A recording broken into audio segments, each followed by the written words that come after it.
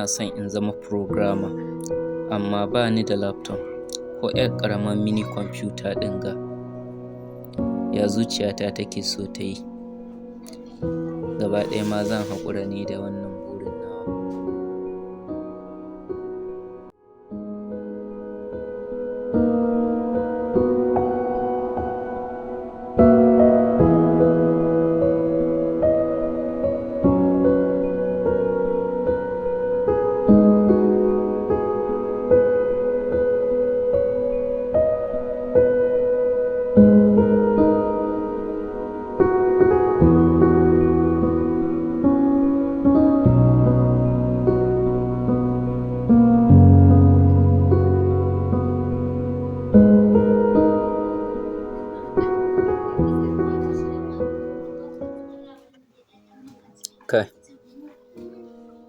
Kai, wai shin me ke damun ka ne kwana biyu?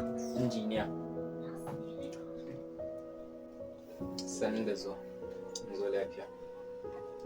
Makaranta lafiya lau.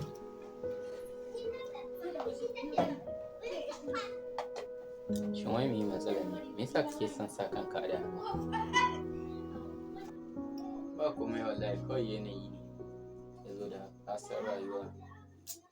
Ta yaya za ka ce ba ka da damuwa bayan ga damuwa nan a fuskarka ta bayyana? Na fahimci matsalar ka iya, kana so ka zama programmer amma ba ka da kwamfuta ko kuma ƙaramin laptop wacce za ka kama aiki da ita.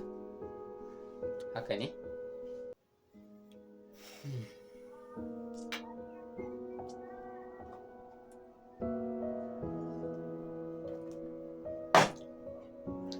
Ƙwarai da gaske haka ne, amma ta yaya ka gane? Kada ka damu da wannan, kwanan nan mutane da dama sun zama programmers. To amma ta yaya kenan injiniya? Ta hanyar amfani da wayar hannunsu. Wayar hannu kuma? Ta yaya hakan zai faru? Kai kada ka raina min hankali mana. Na ji fa an ce duk wanda zai zama programmer sai ya mallaki powerful laptop. A'a fa iya. Ba ka gani yanzu duniya fa ta canza, kana zaune da wayar hannunka za ka yi karatu a duk inda kake so, ka koyi kuma kowane kala. Bari na baka jerin sunayen wasu application da za ka nema. Ka gansu? Na farko akwai Pydroid 3. Wannan yana baka damar yin aiki wato wajen koyon coding. Sai Mimo app, sa'annan akwai Solo Learn, sai Grasshopper, sa'annan akwai Programming Hero. Da kamar wuya wannan magana.